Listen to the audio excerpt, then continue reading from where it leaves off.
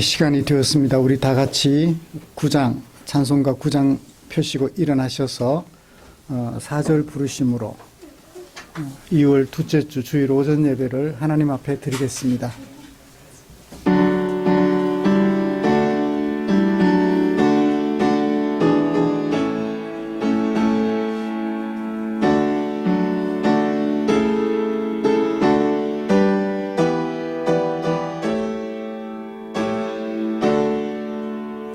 주 앞에 나올 때 우리 마음 기쁘고 그 말씀 힘되어 새 희망이 솟는다. 고난도 슬픔도 이기게 하시옵고 영원에 이때요 살아가게 하소서. 우리의 자랑과 기쁨 생명의 하나님, 우리 예배를 받아주시옵소서.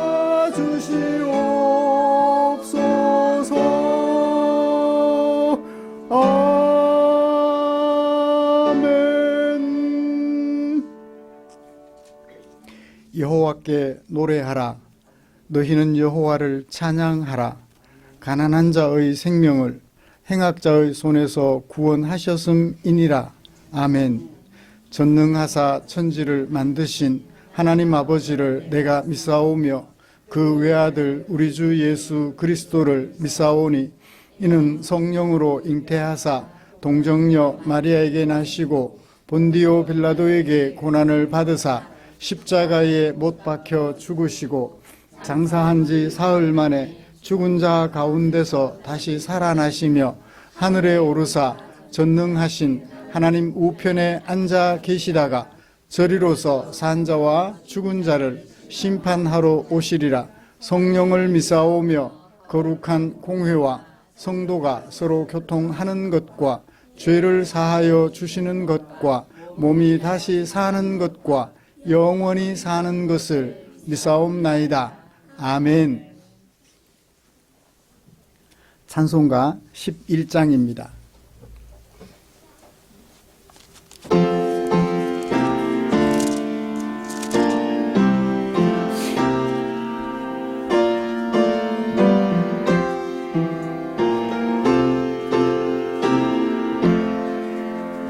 홀로 한 분 하나님께 천하 만민 경배하라.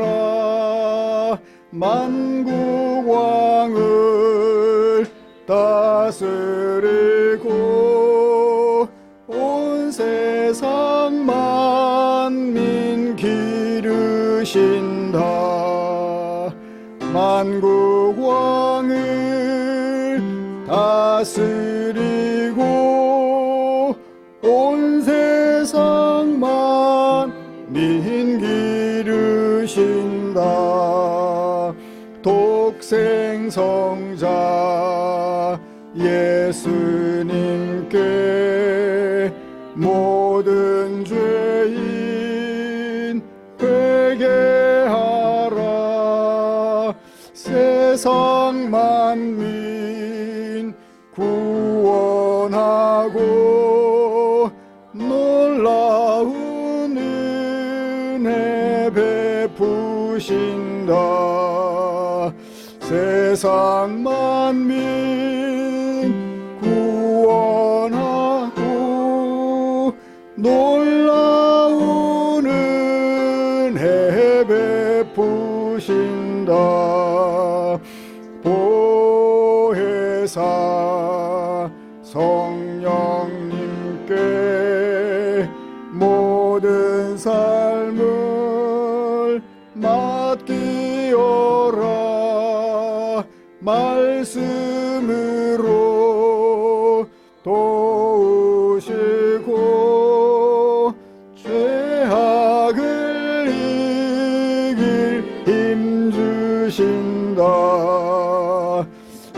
말씀으로 도우시고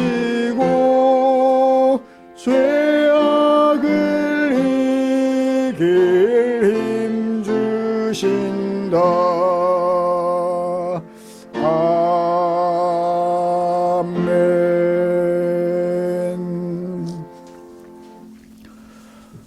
교독문 7번 시편 13편입니다. 주보에 기록된 교독문 함께 교독하겠습니다.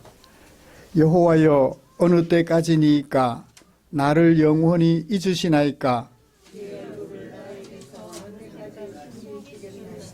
나의 영혼이 번민하고 종일토록 마음에 근심하기를 어느 때까지 하오며,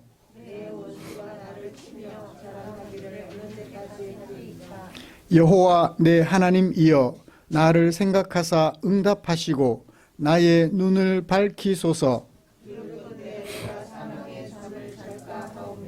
두렵건대 나의 원수가 이르기를 내가 그를 이겼다 할까 하오며,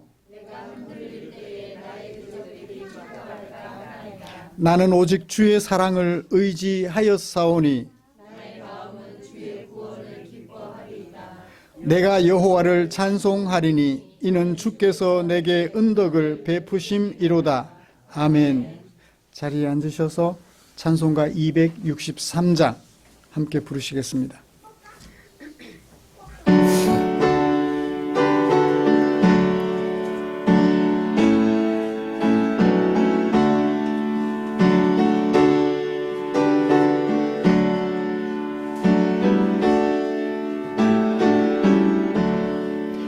이 세상 험하구나 비록 약하나 늘 기도 힘쓰면 큰 권능 얻겠네. 주의 은혜로 대속받아서 피와 같이 붉은 죄 눈같이 희겠네. 주님의 권능은 한없이 크오니 돌 같은 내 마음 곧 녹여주소서. 주의 은혜로 대속받아서 피와 같이 붉은 죄 눈같이 희겠네. 내 맘이 약하여 늘 넘어지오니 주 예수 힘주사 굳세게 하소서. 주의 은혜로 대속받아서 피와 같이 붉은 죄 눈같이 희겠네. 죄사함 받은 후 새 사람 되어서 주 앞에 서는 날 늘 찬송하겠네. 주의 은혜로 대속하여서 피와 같이 붉은 죄 눈같이 희겠네. 아멘.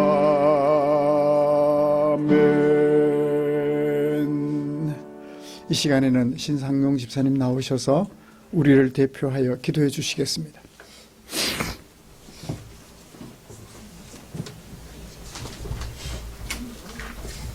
기도드리겠습니다. 사랑과 은혜가 풍성하신 하나님 아버지, 2월의 두 번째 주일에 교회에 나와 이렇게 예배드릴 수 있게 하심에 감사드립니다. 아멘. 죄로 인하여 죽을 수밖에 없던 우리를 복생자 예수 그리스도의 보혈로 아무런 대가 없이 구원하여 주심에 감사드립니다. 이 시간 우리가 주님께 기쁨으로 찬양과 예배를 드리기를 소망합니다. 지난 한 주간을 되돌아봅니다. 여전히 세상의 것에 미련을 버리지 못하고 하나님 말씀에 순종하기보다 스스로의 생각과 지혜를 의존하며 살아왔습니다. 이제 하나님 앞에 나와 고백하며 회개합니다. 주님, 세상을 따라 살면서 눈앞에 있는 썩어 없어질 것에 소망을 두기보다 눈에 보이지 않지만 믿음으로 천국에 소망을 두며 살아가게 해주시길 소망합니다. 아멘. 주님이 우리를 값없이 사랑하여 주신 것처럼 우리도 그 모습을 닮아 주위의 이웃들을 돌보며 사랑하게 해주시고 우리에게 해를 가하는 자들도 용서할 수 있게 해주시옵소서. 아멘. 이 시간 목사님에게 성령 충만함으로 설교 말씀 전할 수 있는 은혜를 내려주시옵소서. 아멘. 예수님 이름으로 감사하며 기도드립니다. 아멘.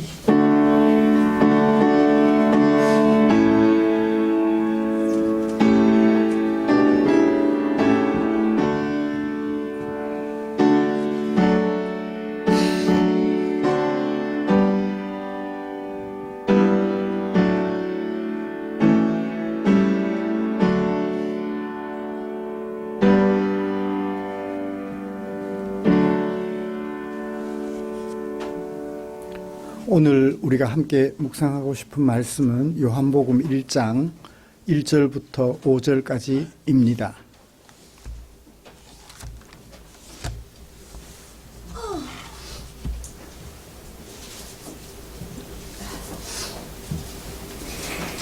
요한복음 1장 1절부터 5절까지 우리 천천히 같이 읽고 싶습니다. 찾으신 줄 알고 함께 읽겠습니다. 태초에 말씀이 계시니라. 이 말씀이 하나님과 함께 계셨으니 이 말씀은 곧 하나님이시다. 그가 태초에 하나님과 함께 계셨고 만물이 그로 말미암아 지은 바 되었으니 지은 것이 하나도 그가 없이는 된 것이 없느니라. 그 안에 생명이 있었으니 이 생명은 사람들의 빛이라. 빛이 어둠에 빛이 돼 어둠이 깨닫지 못하더라. 아멘. 주보에 삽입해둔 주는 완전합니다. 찬양 같이 불러봤으면 좋겠습니다.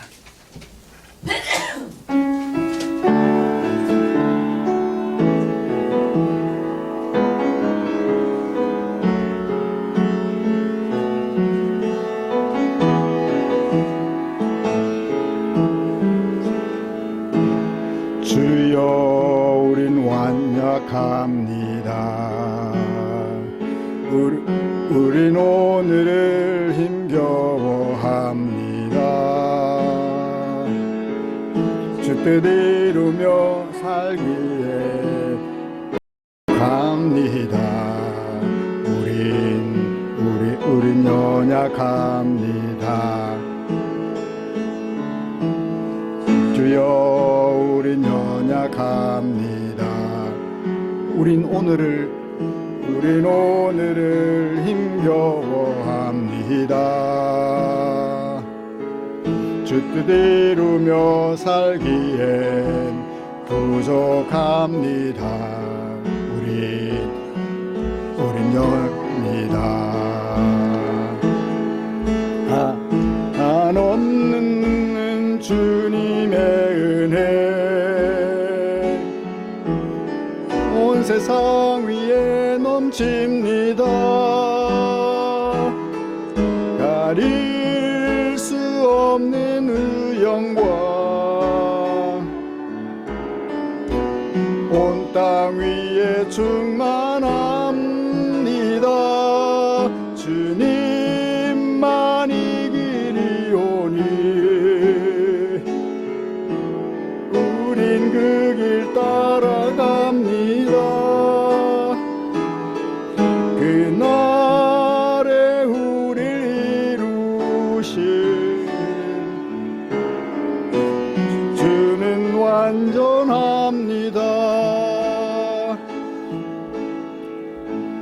주여 우리 넘어져 넘어집니다. 우린 하루 또 실수합니다. 주뜻 있는 들 구하는 죄인입니다. 우린 주만 바라봅니다. 주여 우린 넘어집니다. 주여 우린 넘어집니다. 오늘 하루 또 실수합니다. 뜻을 구하는 죄인입니다. 우린 바라봅니다. 없는 주님의 은혜 온 세상 위에 넘칩니다. 가릴 수 없는 주 영광 온 땅 위에 충만합니다. 주님만 이기리오니 우린 그 길 따라갑니다. 그날에 우리를 이루실 주는 완전합니다. 주님만이 길이오니 주님만이 길이오니 우린 그 길 따라갑니다. 그날에 우리를 이루실 주는 완전합니다. 주님만이 이 길이오니 님만이 길이오니 우린 그 길 따라갑니다. 그 길 따라갑니다. 그날에 우리를 이루실 주는 완전합니다.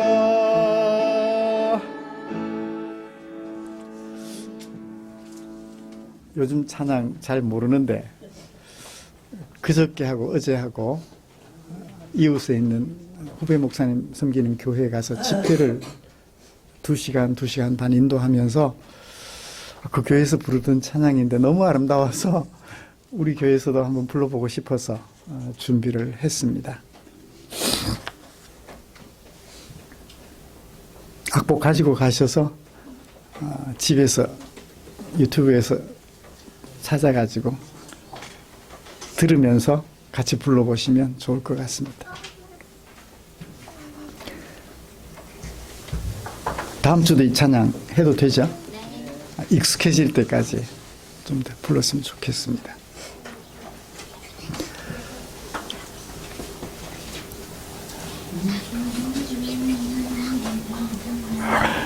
우리는 26년도를 시작하면서 나 비록 마른 뼈 같을지라도 내 안에 계시는 하나님이 계심을 잊지 않고 기억하는 교회라는 캐치프레이즈를 내걸고 출발했습니다.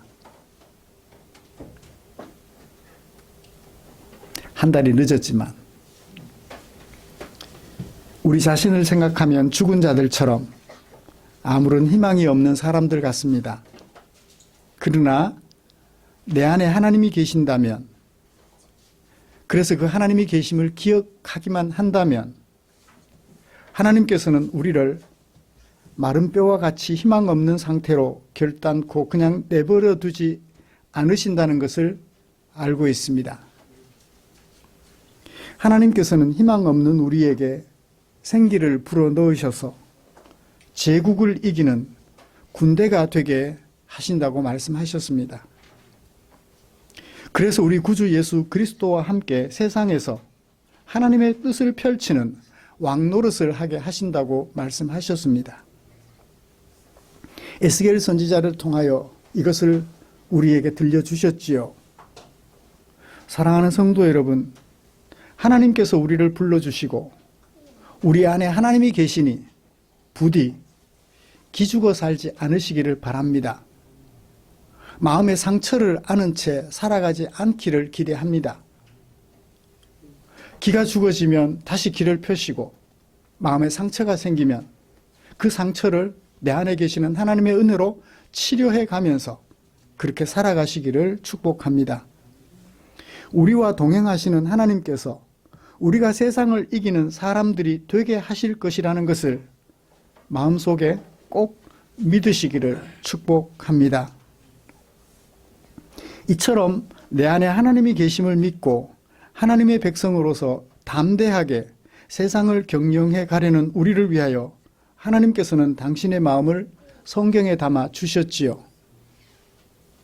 저를 보십시오. 죽었었잖아요. 나는 다시 살려주셔서 두 번째 생일을 주셨어요. 내 안에 하나님이 계셔서 이 일을 하게 하신 것 같아요. 오늘은 그 중에 요한복음 1장 1절부터 5절에 담아두신 하나님의 마음을 살펴보면서 하나님의 은혜를 나누려고 합니다. 말씀 나눌 때 우리 안에 요한복음의 저자인 요한을 크게 감동하셨던 성령 하나님의 감동하시는 은혜가 우리 안에도 충만하게 임하시기를 기대합니다. 먼저 우리가 함께 읽은 말씀이 무엇을 어떻게 기록하고 있는지 정리하고 그리고 그것을 가지고 어떻게 설교할 것인지 제시해 드린 후에 설교를 계속 진행해 가도록 하겠습니다. 1절부터 4절까지는 사람으로 오신 말씀, 말씀의 정체와 하신 일, 그리고 우리 사람들과의 관계에 대한 요한의 설명이 있습니다. 그리고 5절에서는 이렇게 우리에게 오신 말씀을 파악하지도 붙잡지도 않은 사람들에 대하여, 교회에 대하여, 교회의 일부에 대하여 요한이 안타까워하고 있는 것 같아요. 안타까워하는 말씀을 적어 두었습니다. 그렇다면 여러분들은 1절부터 4절까지가 핵심일까요? 5절이 핵심일까요? 한번 생각해 보세요. 1절부터 4절까지는 담담하게 요한이 자기가 알고 깨달은 말씀에 대하여 소개를 했어요. 담담해요. 그런데 5절은 어때요? 갑자기 요한이 흥분하는 것 같아요. 이런 말씀을 사람들이 모른다니. 그 모르는 사람들에게 내가 이 예수님을, 이 말씀을 더 소개해 줘야지.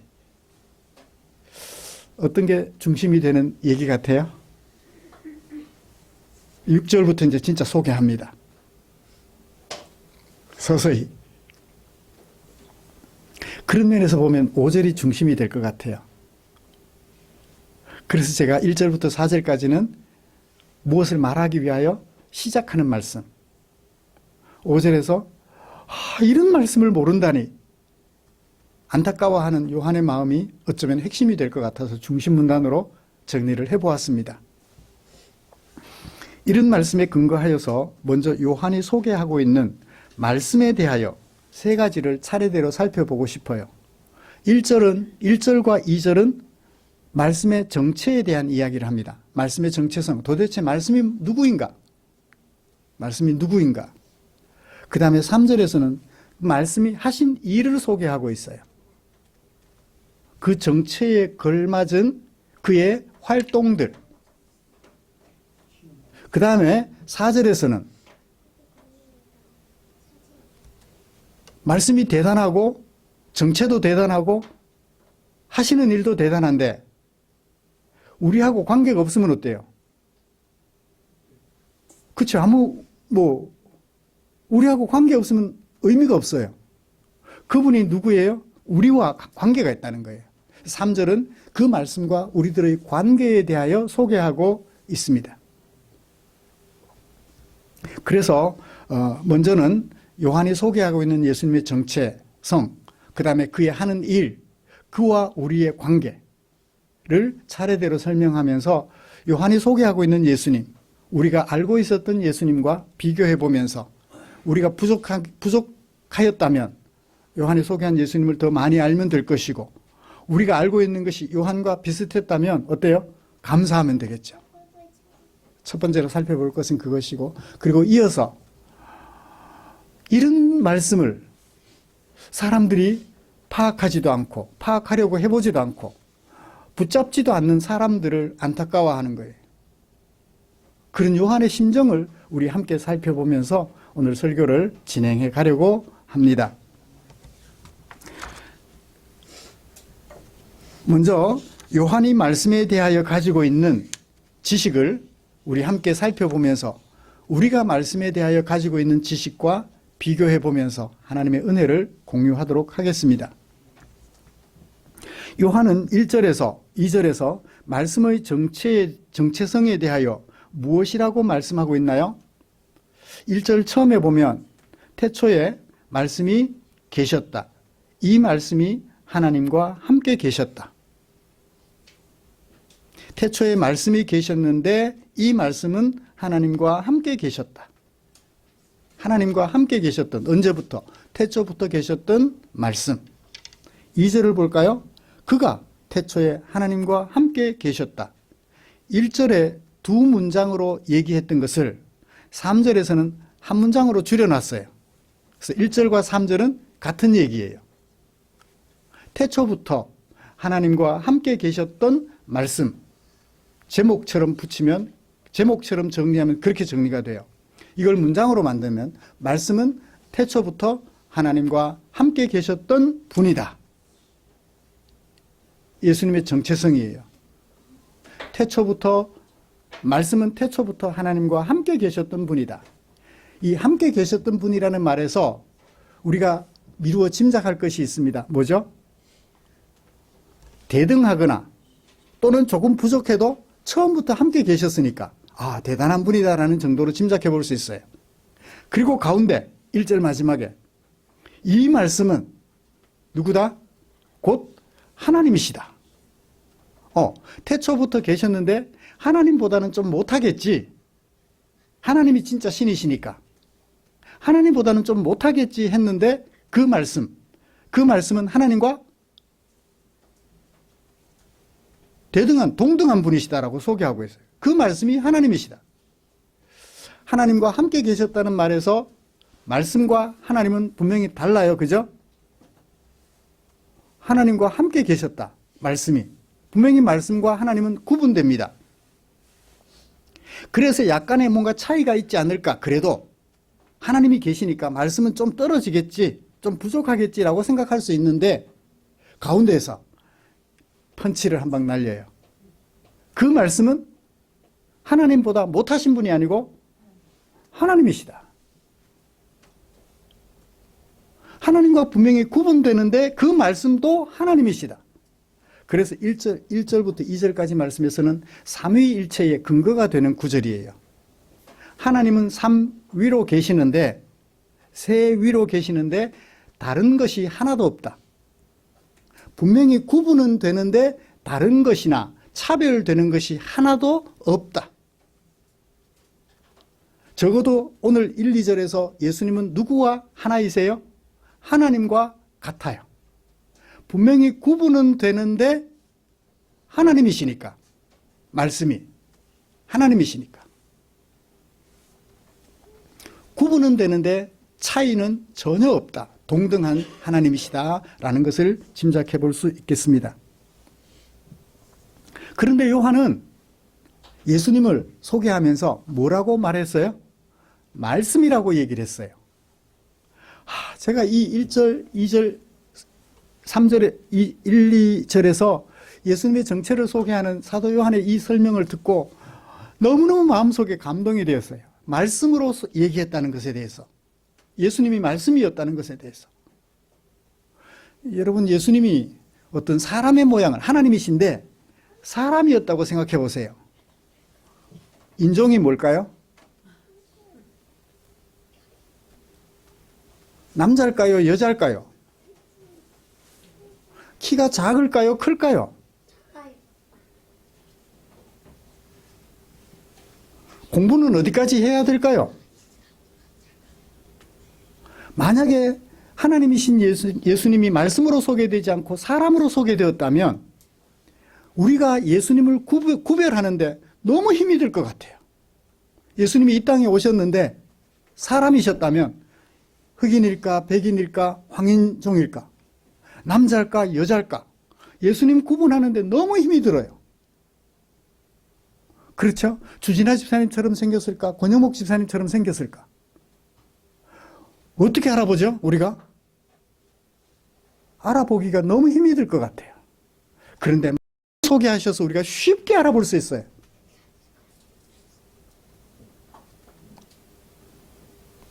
얘기 하나 하죠. 사장에 가면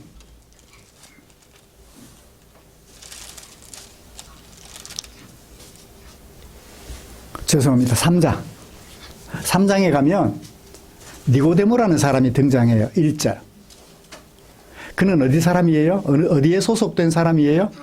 예수님을 바리새인. 그래요. 예수님을 대적하고 싫어하는 바리새파 사람에게 속해 있어요. 그러니까 바리새파 출신이에요. 바리새파 출신인데 예수님에게 오면 바리새파 사람 친구들로부터 뭘 당할 수 있어요? 예수님 만났다고 네가 왕따 당할 수 있어요. 저 예수님을 붙잡아서 어떻게든 흠을 잡아서 붙잡아가지고 없애버려야 되는데 네가 예수님을 찾아갔다고? 너는 예수님 편 되려고 하는 거야? 그래서 어떻게 해요? 흠 잡히지 않으려고. 만약에 예수님을 만났는데 예수님이 하나님이 아니라면 어떻게 해요? 자기 편으로 다시 돌아가야 살 수 있잖아요. 그래서 예수님에게 밤에 찾아가요. 밤에 찾아가서 예수님께 얘기합니다. 당신이 보통 사람은 아닌 것 같아요. 하나님의 아들인 것 같아요. 라고 얘기를 하면서 근거로 뭘 제시합니까? 당신이 하시는 일들과 당신이 하시는 말씀을 들어보니까 당신은 하나님의 아들 맞는 것 같아요. 이제 그때부터 예수님과 니고데모 사이에 대화가 이루어지며 거듭남에 대한 예수님의 설교가 이어집니다. 하나님이 세상을 이처럼 사랑하사 독생자를 주셨으니 이는 저를 믿는 자마다 멸망치 않고 영생을 얻게 하려 함이라 라는 말씀까지 전해주시죠. 니고데모가 예수님을 보면서 무엇을 보면서 하나님의 아들 같다라는 생각을 했죠? 하신 말씀을 듣고 그가 하시는 일들을 보고서 하는 활동들을 보고서 하나님이 아들이심을 금방 알아챘다는 거예요. 그래서 확인해 보려고 갔던 거예요. 이제 바리새파로 돌아갈 필요가 있어요, 없어요? 없어요. 진짜 하나님의 아들을 만났으니까. 자기 편 사람들을 이젠 떠나야 돼요. 니고데모는 진짜 자기 편 사람들을 떠났습니다. 이때부터. 거듭난 사람이 되어서 예수님을 따르는 하나님의 백성이 되었죠. 니고데모가 예수님을 알아본 것은 근거는 뭐였다고요? 말씀이었다고요. 우리도 그러면 예수님을 알아보려면 뭘 봐야 돼요? 그가 하신 말씀을 보면 돼요. 인종 찾아볼 필요 없어요. 남자인지 여자인지 구분할 필요가 없어요. 이만희처럼 늙은 사람인지 젊은 사람인지 구분해 볼 필요가 없어요. 그가 하시는 말씀, 성경에 기록된 그가 하신 말씀을만 살펴보면 그가 하나님의 아들인지 아닌지 알 수 있다고요. 하나님과 태초부터 함께 계셨던 말씀인지 알 수 있다고요. 그래서 요한이 예수님을 말씀이라고 소개했을 때 너무 감동이었어요. 얼마나 다행인지. 안 그러면 오늘 또 인종 찾아보고 그죠? 얼굴 찾아보고 박태윤 집사님 섭섭해 하시는 것 같아서 예수님의 박태윤 집사님 닮았을까? 그죠? 그거 찾아보느라고 오늘 또 헤매고 있을 텐데 그 하신 말씀만 들어보니까 하나님의 아들인 것 같아요. 구약시대 때 선지자들을 통하여 들려주셨던 하나님의 말씀을 예수님이 그대로 하고 있거든요. 구약 성경을 잘 아는 니고데모는 얼른 예수님이 하나님이 보내신 아들 맞구나. 요한복음 끝에 가서 예수님을 찾아간 게 아니고 시작부터 찾아갔으니까 어때요? 일찍 알아본 것이라고 우리는 짐작해 볼 수 있습니다.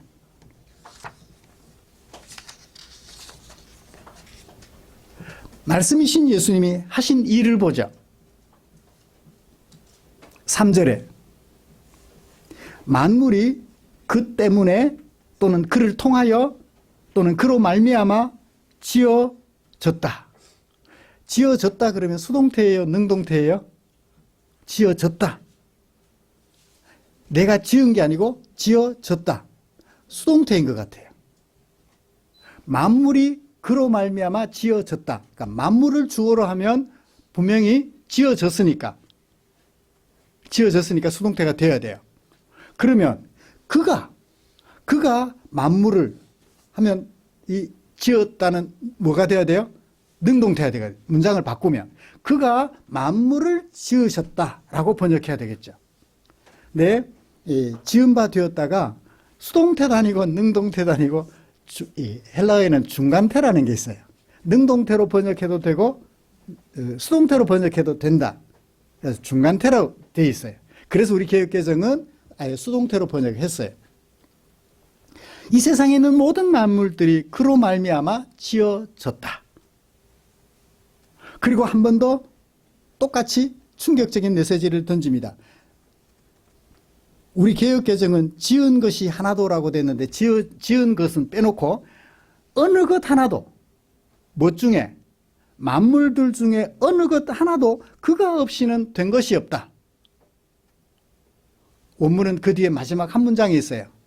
그가 지으셨다. 무엇을? 만물을.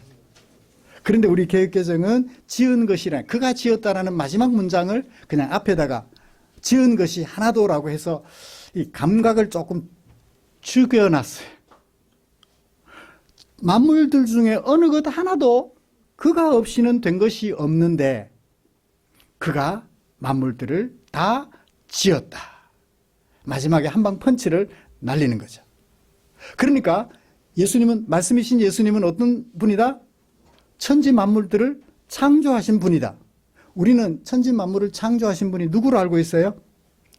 하나님으로 알고 있어요. 태초에 하나님이 천지를 창조하시니라. 그래서 하나님만 창조하신 줄 알아요.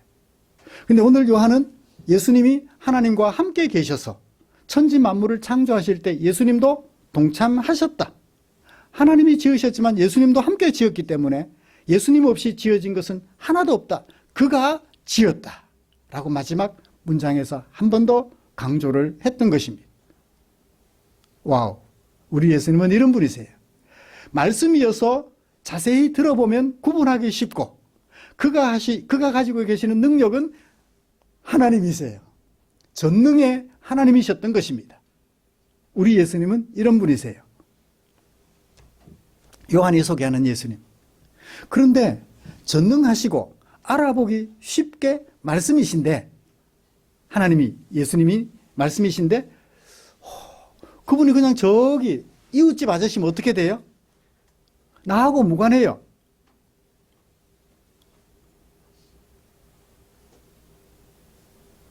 아메리카 대륙의 주인이시고 거기에서 모든 광물을 캐낼 수 있는 대단한 능력을 가졌지만 그 사람은 누구예요? 나하고 관계가 없어요. 그래서 아무 관계가 없으니까 의미가 없잖아요. 4절에서 말씀하십니다. 그 안에 생명이 있다. 이 생명은 사람들의 빛이라. 이 사람들 복수를 단수로 바꿔볼게요. 이 생명은 최상호의 빛이라. 나하고 관계가 있는 거예요. 이 말씀은, 이 생명은 김대웅 형제의 빛이라. 이 말씀, 이 생명은 안예준의 빛이라. 자기 이름을 한번 넣어서 이 4절을 한번 읽어보십시오. 이 말씀이 나하고 관계가 있는 거예요. 그러면 무엇과 관계가 있을까요? 무엇으로 관계가 있을까요? 예수님 말씀 안에 뭐가 있다고요? 생명이 있대요. 생명이 뭐지?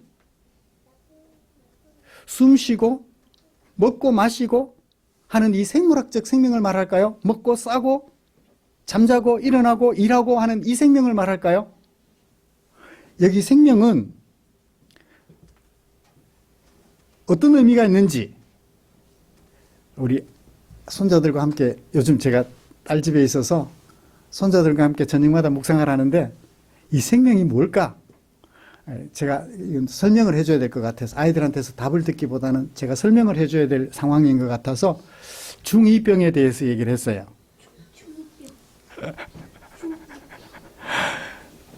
중의법이라는 게 수사법에 있어요.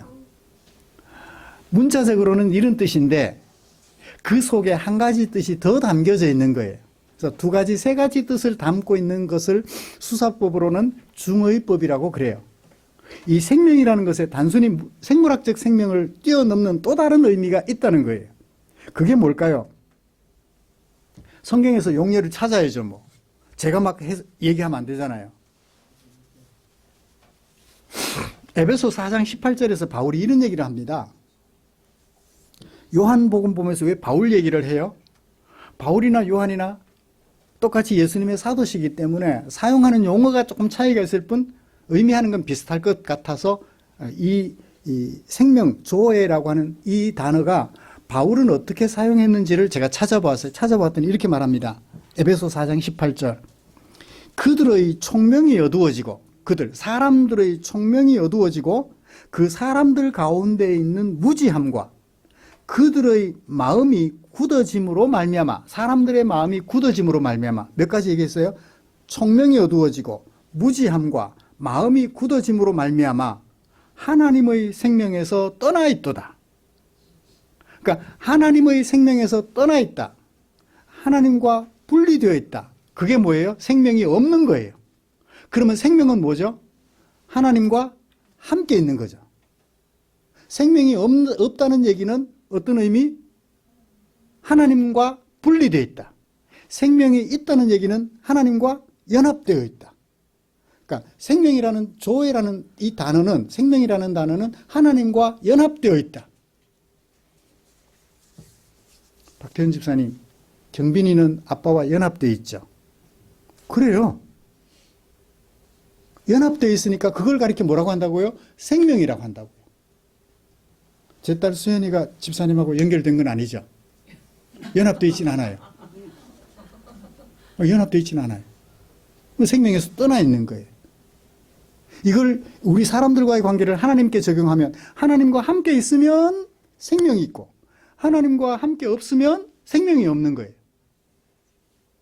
숨 쉬지 않고 먹지 않고 이게 아니라 하나님과 함께 있으면 생명이 있고 하나님과 함께 하지 못하면 생명이 없는 거예요. 그런데 이 생명은 사람들에게 뭐다? 빛이다. 이 빛도 또 중의법이에요. 빛이라는 게 뭘까요?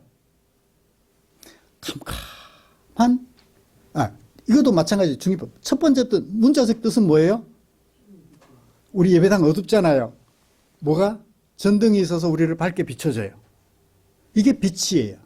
어둠을 밝혀주는 문자적인 뜻이에요. 캄캄하고 어두운 현실을 밝혀주는, 이걸 빛이라고 해요. 문자적으로는. 그럼 그 속에 담겨있는 또 다른 뜻은 뭘까요? 어둡고 캄캄한 상황. 어둡고 캄캄한 상황. 내일 수능 시험 치는데 시험 준비를 잘 못해서 시험 치면 결과가 나올 텐데 이걸 가지고 부모님께 드려야 되는데 어때요? 어둡고 캄캄해요. 준비가 잘 된 사람은 기다렸다는 듯이 다가갈 수 있잖아요. 그렇죠? 어둡고 캄캄한 상황, 뭔가 준비가 안 됐고 뭔가 얻을 수 없어서, 뭔가 해결할 수 없어서 답답하고 안타까운 상황, 그 상황이 나도 모르게 뭔가가 해결이 되는 거예요. 그걸 뭐라고 그래요? 누구를 해결해줄 누구를 만났어요. 그러면 뭐가 비치는 거죠? 한 줄기 서광이 비친다 그러잖아요. 너무 시적인 용어인가요? 한 줄기 서광이 비치는 것과 같아요. 앞이 캄캄한데 이 상황 때문에 어떻게 헤쳐나갈까? 답답한데 뭔가가 해결이 될 것 같은 느낌이 드는 거예요. 그걸 빛이라고 말해요. 하나님과 함께 있지 못해서 생명이 없어요. 하나님과 함께 있지 못해서 생명이 없는데 생명이신 예수님이 말씀으로 우리에게 오셨어요. 그러니까 어때요? 우리에게 빛이죠. 하나님과 함께 있지 못해서 이제 끝났다. 비록 사람으로 태어나기는 했지만 하나님과 함께 있지 못해서 이제 죽으면 끝난다. 어떻게 할 수도 없다라고 생각하고 있을 때 말씀이신 예수님이 사람으로 우리에게 오셔서 우리를 하나님과 연합되어 살아가게 하는 생명이 있는 사람이 되게 하니 이 말씀은 우리에게 뭐다? 최상호에게 빛이다 라고 말을 하는 거예요. 이 본문을, 이 구절을 다시 읽어보죠. 이 생명은 사람들을 자기 이름 넣어서 다 같이 시작. 이 생명은 최상호의 빛이라. 여러분, 태초부터 하나님과 함께 계셨고 천지 만물을 창조하실 때 함께 참여하셨던 우리 예수님, 말씀이신 예수님은 전능하신 하나님이신 예수님이 우리로 하여금 하나님과 연합되게 해줘. 그래서 생명이 있게 하는 빛이신 거예요. 이걸 하나, 둘, 셋 차곡차곡 살펴보면서 요한이 소개하고자 했던 그 예수님이 내가 생각하고 있던 예수님보다 훨씬 더 강한 거예요. 그래서 오늘 설교 준비하면서 제가 너무너무 행복했어요. 시간 가는 줄 모르고 막 흥분해서 설교했습니다. 사랑하는 성도 여러분, 하나님과 이상적인 관계를 가지고 계시므로 생명이 되신 성자 하나님은 우리에게 생명을 주실 수 있는 유일한 분이세요. 하나님과 연합되어 살아가는 생명을 주실 수 있는 유일한 분이세요. 그분은 분별하기 쉬워요? 어려워요? 분별하기 너무너무 쉬워요. 그가 하시는 말씀만 잘 들어보면, 그가 하시는 활동들만 잘 살펴보면 너무 쉬워요. 성경을 보십시오. 그 속에 예수님이 하시는 말씀, 예수님이 하시는 활동들을 들어보세요. 우리에게 하나님 나라의 윤리, 사랑을 가르쳐 주시고 우리를 위하여 당신께서 친히 십자가에 못 박혀 죽음 당하심으로 구약시대 때 출애굽한 백성들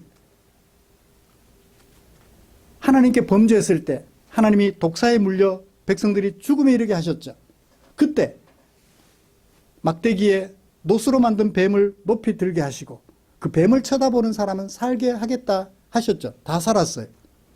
예수님이 십자가에 높이 달리시고 높이 달리신 예수님을 쳐다보고 그 예수님을 믿기만 하면 우리에게 새 생명을 주시는 하나님과 연합 기초를 다져주시니 이 예수님을 분별하기가 쉬우니 얼마나 감사한지요.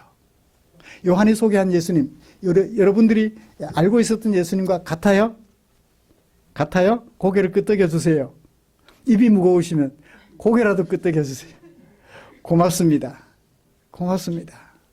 이런 예수님을 잘 알고 계셨어. 그 말씀이신 예수님은 하나님과 우리를 연결시켜 줄 수 있는 유일한 빛이시다.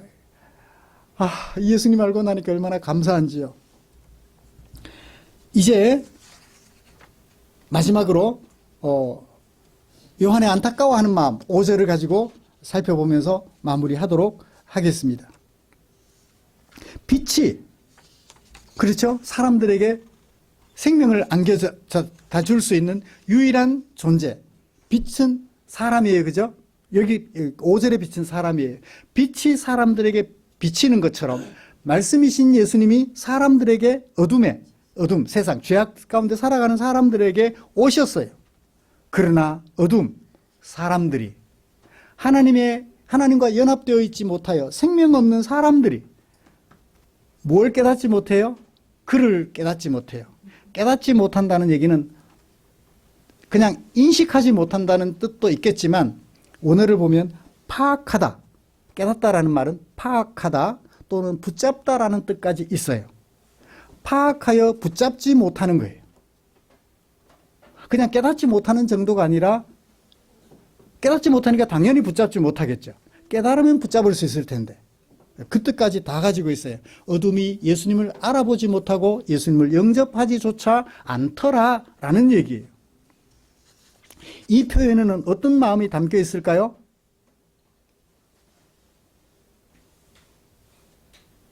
어떤 의미가 담겨 있을까요? 어둠 속에 살아가는 사람들의 정체에 대하여 마태복음 4장 16절에서 이렇게 얘기를 합니다. 어둠이라는 단어를 똑같이 사용했는데요. 흑암으로 번역했습니다. 흑암에 앉은 백성이 큰 빛을 보았다. 사망의 땅과 그늘에 앉은 자들에게 빛이 비쳤다. 하였느니라. 이 비춰진 빛을 알지도 못하고 영접하지도 않아요. 이들에 대하여 요한이 말합니다. 빛이 비쳤는데 그러나, 우리말에는 빛이 되라는 말에 그러나가 포함되어 있어요. 그죠? 비쳤다. 영어 성경에 보면 비쳤다. 그러나 가 들어가 있어요. 그러나 어둠이 깨닫지 못하더라. 이 안타까운 마음이 담겼어요. 저들은 죽어야 될 사람들이야. 저주하는 마음이 담겨 있어요. 안타까워하는 마음이 담긴 것 같아요. 저는 그렇게 이해를 했어요. 괜찮아요? 안타까워하는 마음이 담겨 있다고 저는 이해했는데 괜찮으세요? 저에게 동조를 해주셔야 오늘 그 다음 설교가 진행이 돼요. 안타까워하는 것 같아요. 안타까워하는 것 같아요. 저들은 저주받아야 될 사람들이야. 그렇게 말하기 위해서 하신 말씀이 아니라 좀 깨닫고 영접해 줬으면 좋겠는데 그렇지 못하고 있는 것에 안타까워하는 마음 담고 있어요.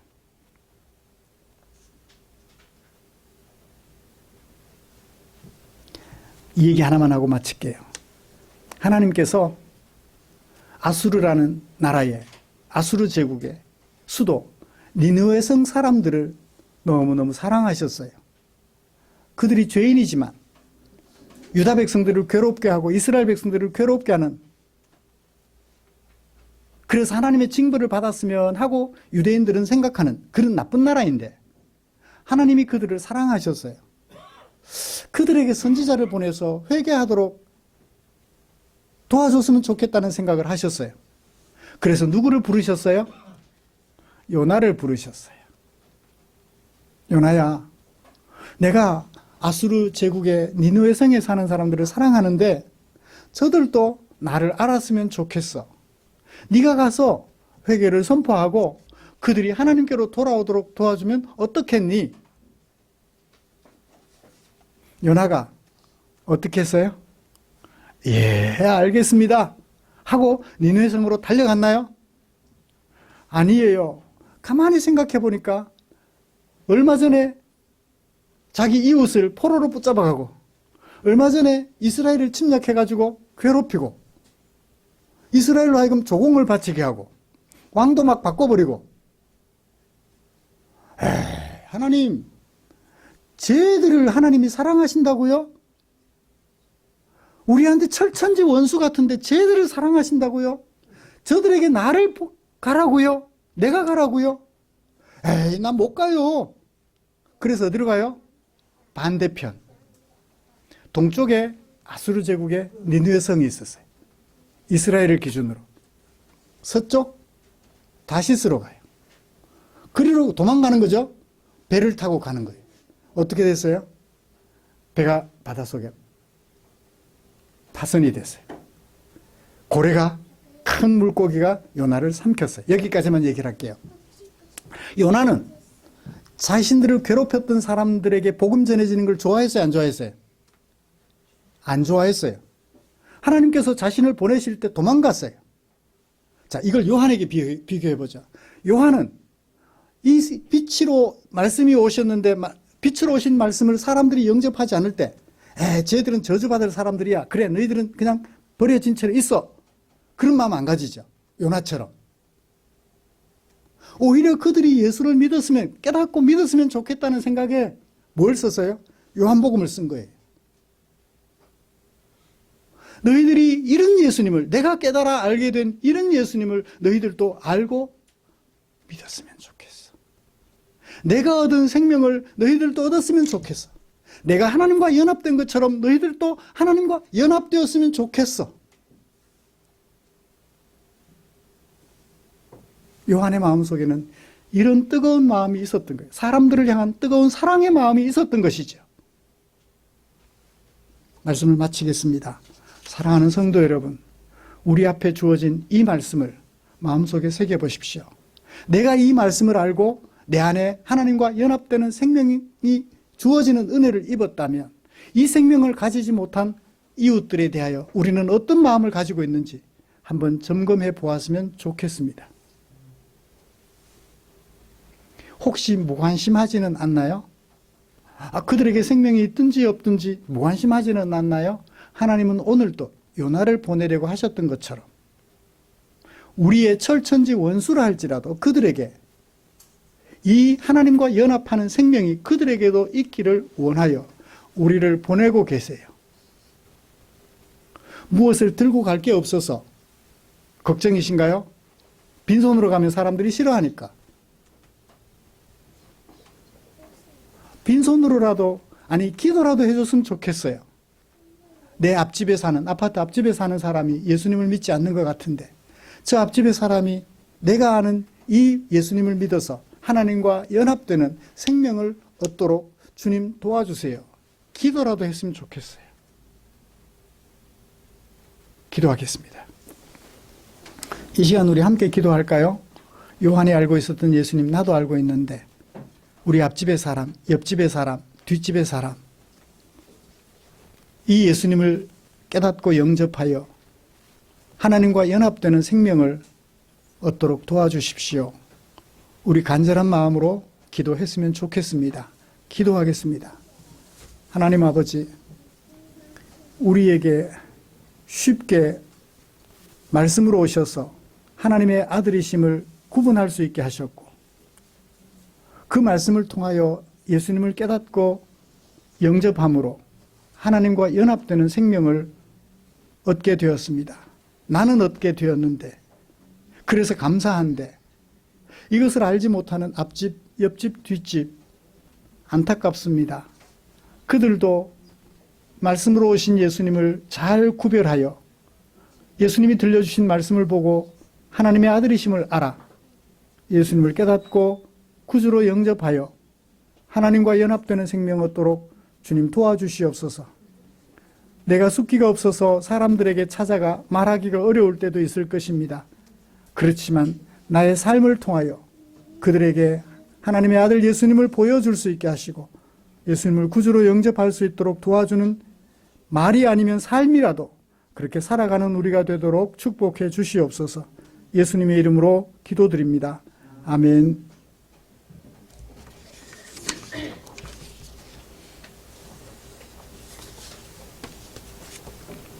찬송가 634장 부르시면서 준비한 헌금 드리겠습니다.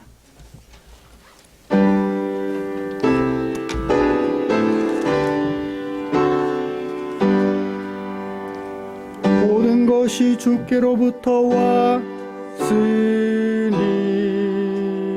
이 예물을 주께 드리나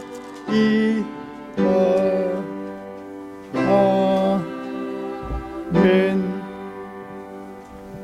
드린 헌금 위해서 기도하겠습니다. 좋으신 하나님, 우리를 향한 당신의 사랑 마음에 겨워 내게 사용하라고 맡겨주신 물질 가운데 얼마를 나 아닌 이웃을 위하여 사용되기 원하는 아버지의 뜻을 조차 헌금으로 구별해 두었다가 주일 예배 드리면서 교회 앞에 드렸습니다. 이런 모양 저런 모양으로 교회 앞에 헌금 드린 사랑하는 성도들 주님 보시옵소서. 당신의 품에 품어주시고 하나님을 향한 그 사랑 표현하였으니 받아주시고 축복해 주시옵소서. 험한 세월 살아가는 동안 다른 사람들에게 구워주며 도와주는 그런 우리 성도들이 되기에 부족함 없도록 선히 간섭해 주시옵소서. 하는 일들을 주님께서 간섭해 주셔서 순탄하게 이루어져 가게 하시고 정직하게 경영해 갈 때 주님이 축복해 주시옵소서. 드린 헌금 축사해 주시기를 원합니다. 주님이 축사하시면 헌금 사용되는 그곳에 주려 배고파하는 지체들 배가 채워지고 삶의 무게에 눌려 쓰러져 있는 지체들 일으켜 세워서 하나님의 영광이 나타날 줄 믿습니다. 우리 구주 예수님의 이름으로 기도드립니다. 아멘. 교회 소식 알려드리겠습니다.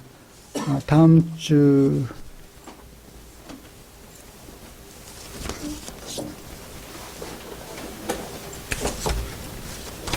주보가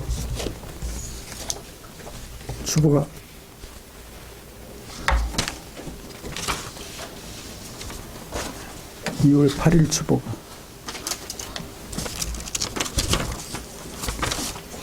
예, 다음 주 기도 안혜광 집사님. 안예담 아들과 한 달간, 그러니까 지금 유럽 여행 중에 있습니다. 이번 주에 돌아와요. 그래서 계속 참석 못하고 있습니다. 아들 교육도 할 겸, 견문도 넓혀줄 겸, 겸사겸사 어렵게 계획해서 그렇게 간 것 같은데, 마지막까지 잘 있다가 돌아올 수 있도록 기도해 주시면 고맙겠습니다. 우리의 삶과 인격을 아름답게 하는 하나님의 말씀 묵상에 최선을 다해 주십시오. 매일 성경 3, 4호로 준비되어 있죠? 네. 네. 말씀 묵상을 도와줄 매일 성경 3, 4호로 준비되어 있습니다. 잊어버리지 않도록 챙기셔서 묵상하는데 도움이 되면 좋겠습니다.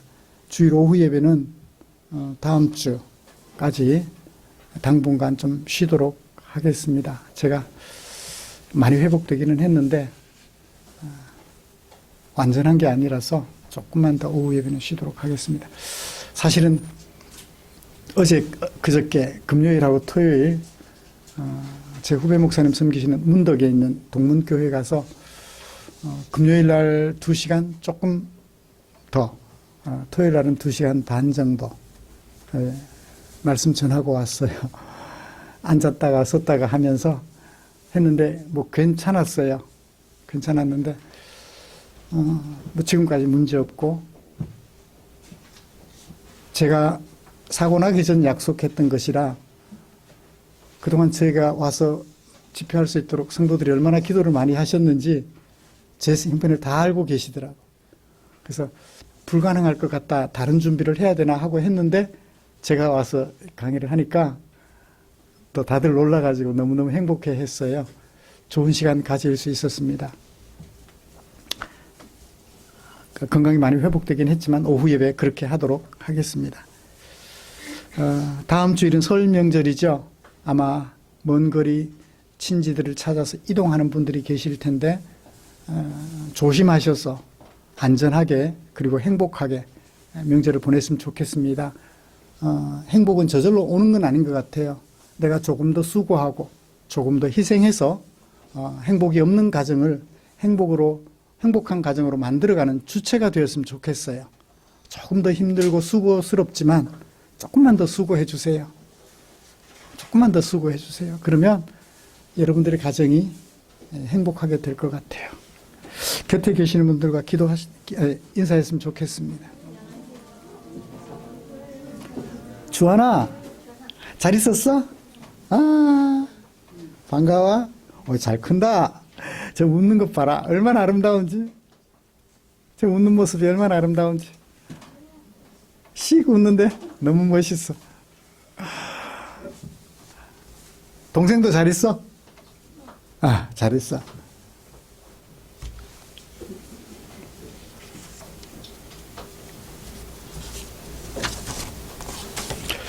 파송식 찬송 부르고 축도함으로 예배를 마치겠습니다.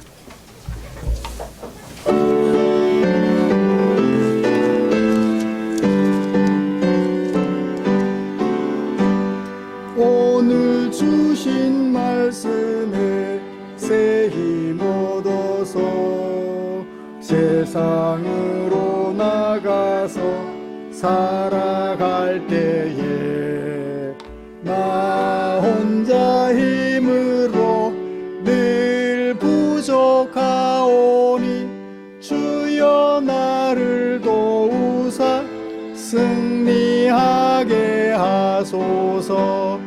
아멘. 오늘 스크린 넘기는 것은 예준이가 봉사했어요.